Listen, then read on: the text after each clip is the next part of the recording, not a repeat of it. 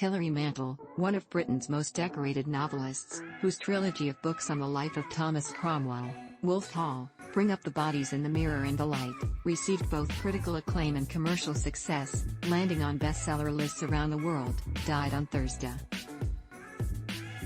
Her death, after she had suffered a stroke on Monday and endured chronic pain for much of her life, was confirmed by Bill Hamilton, her longtime literary agent.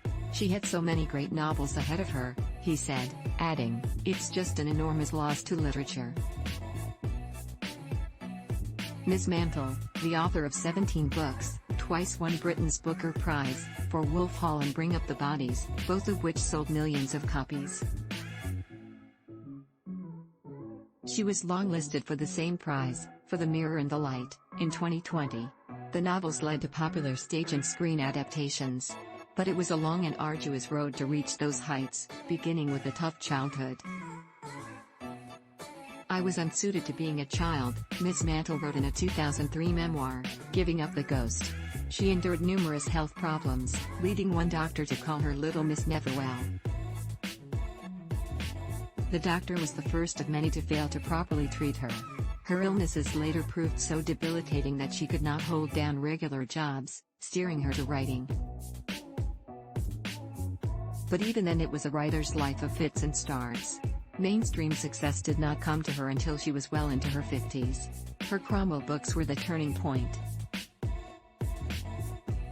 Enraptured critics said she had presented the historical novel as high literature, portraying her subjects not as cardboard characters from centuries past but as real people of contradictions and psychological complexity, relatable in any age. And readers were carried along by her storytelling power.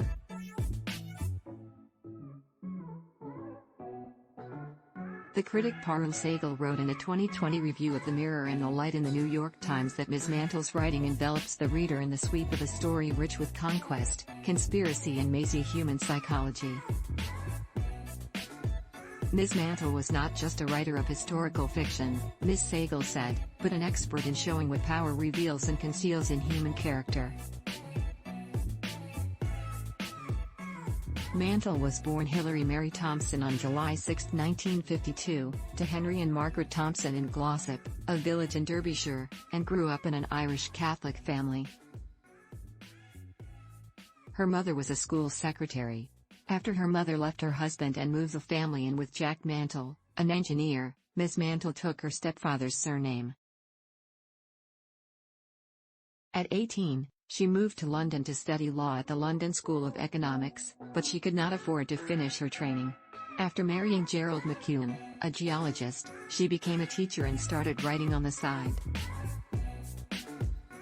In her 20s, Miss Mantel was diagnosed with endometriosis, a condition in which tissue similar to that lining the womb grows elsewhere.